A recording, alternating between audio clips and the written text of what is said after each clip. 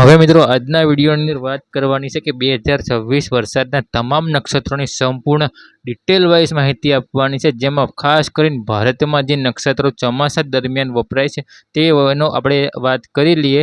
તો વરસાદના નક્ષત્રો પ્રમાણે વરસાદનો અંદાજ લગાવવાની વર્ષો જૂની પરંપરા છે. લોકો માનતા આવ્યા છે કે દરેક નક્ષત્ર કોઈ ખાસ વાહન પર આવે છે અને એ વાહન વરસાદનું સ્વરૂપ બતાવે છે. આ માહિતી ખેતીવાડી, વરસાદની તીવ્રતા અને ચોમાસાનો સ્વભાવ સમજવા માટે લોકેશન તરીકે ઉપયોગમાં લેવામાં આવે છે, જેમાં સૌથી પહેલું નક્ષત્ર છે મૃગશીર્ષ નક્ષત્ર, જેની શરૂઆત થાય છે 8 જૂન 2026થી અને જેનો વાહન છે દેડકો. અને વિશેષતાની વાત કરી લઈએ તો મિત્રો વિશેષતા છે ચોમાસાની શરૂઆતનું નક્ષત્ર માનવામાં આવે છે. અરબી સમુદ્રમાં ભેજ વધવા લાગે છે, ગુજરાતમાં વાદળછાયું વાતાવરણ શરૂ થાય છે, વરસાદની અસર પ્રી મોન્સૂન વરસાદ, ગાજવીજ, ગરમીમાં ઘટાડો, ખેતી ઉપર અસર, ખેડૂત વાવણીની તૈયારી શરૂ કરે, જમીનમાં ભેજ વધે. હવે દેડકો વાહનનો અર્થ. દેડકો પાણી અને વરસાદનું પ્રતીક માનવામાં આવે છે, એટલે સારો વરસાદ થવાની સંભાવના માનવામાં આવે છે. બીજા નક્ષત્રની વાત કરી લઈએ મિત્રો. બીજું નક્ષત્ર છે તે આદ્રા નક્ષત્ર છે, જે 22 જૂન 2026, વાહન ગધેડો. વિશેષતા: ચોમાસું સત્તાવાર રીતે સક્રિય થતું સમય, દક્ષિણ ગુજરાતમાં વરસાદ વધી શકે. વરસાદ અસર: છૂટાછવાયા વરસાદ, ક્યાંક ભારે તો ક્યાંક ઓછો વરસાદ. ખેતી અસર: વહેલી વાવણી શરૂ થઈ શકે. ગધેડાનો અર્થ અનિયમિત વરસાદ, ક્યારેક વધારે તો ક્યારેક ઓછો વરસાદ. મિત્રો વાત કરી લે ત્રીજું નક્ષત્ર છે જે પુનર્વસુ નક્ષત્ર છે, જેમાં 6 જુલાઈ 2026, વાહન છે ઘોડો. વિશેષતા: ચોમાસું જોર પકડે. ઉત્તર અને મધ્ય ગુજરાતમાં વરસાદ સારો થાય. વરસાદની અસર: સતત વરસાદ, નદી તળાવ ભરાવા લાગે. ખેતી અસર: મુખ્ય વાવણીનો સમય કપાસ, મગફળી, સોયાબીન માટે અનુકૂળ. ઘોડો વાહનનો અર્થ ઝડપી અને સક્રિય વરસાદ. પુષ્ય નક્ષત્ર 4 નંબરમાં છે. પુષ્ય નક્ષત્ર 20 જુલાઈ 2026, વાહન ઉંદર.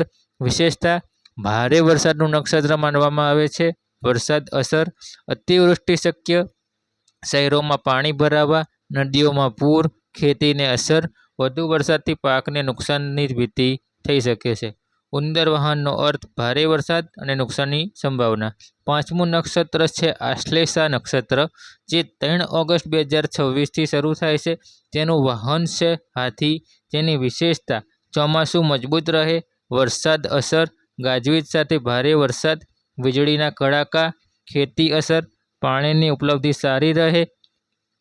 હાથી વાહનનો અર્થ મોટા પ્રમાણમાં વરસાદ.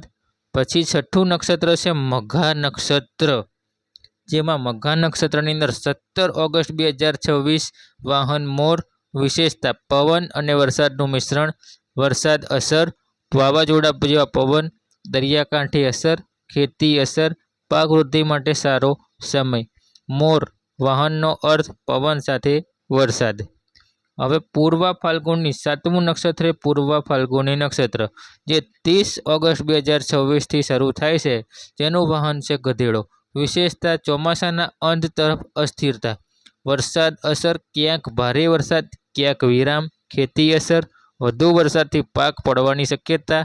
ઉત્તર ફાલ્ગુની 8 નંબર, ઉત્તર ફાલ્ગુની નક્ષત્ર 13 સપ્ટેમ્બર 2026થી, વાહન દેડકી. વિશેષતા: ચોમાસું ધીમે ધીમે નબળું પડે. વરસાદ અસર: છૂટાછવાયા ઝાપટા. ખેતી અસર: પાકને અંતિમ પાણી મળે. હસ્ત નક્ષત્ર, જે છે 27 સપ્ટેમ્બર 2026, વાહન ઉંદર. વિશેષતા: અંતિમ ભારે વરસાદનું નક્ષત્ર. વરસાદ અસર: કેટલાક વિસ્તારોમાં ભારે વરસાદ. ખેતી અસર: પાણી ભરાવાથી નુકસાનની શક્ય.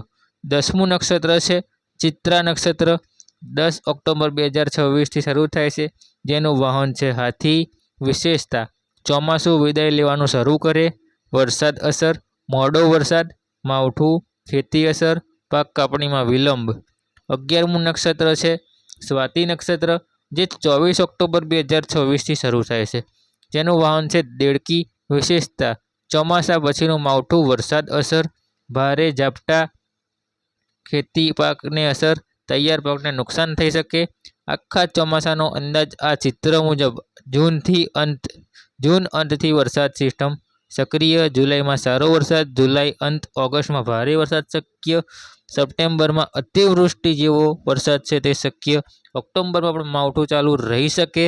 સૌથી ભારે વરસાદવાળા નક્ષત્ર જેમાં પુષ્પ, આશ્લેષા, હસ્ત, ચિત્રા ખેતી માટે સારા નક્ષત્ર, પુનર્વસુ, મોગા, ઉત્તર ફાલ્ગુની પરંપરાગત કહેવતો, દેડકો બોલે તો વરસાદ ખરે, હાથી વાહન એટલે પાણી ભરપૂર, ઉંદર વાહન એટલે અતિવૃષ્ટિ. આ બધી લોકમાન્યતાઓ છે, વૈજ્ઞાનિક આગાહી નથી.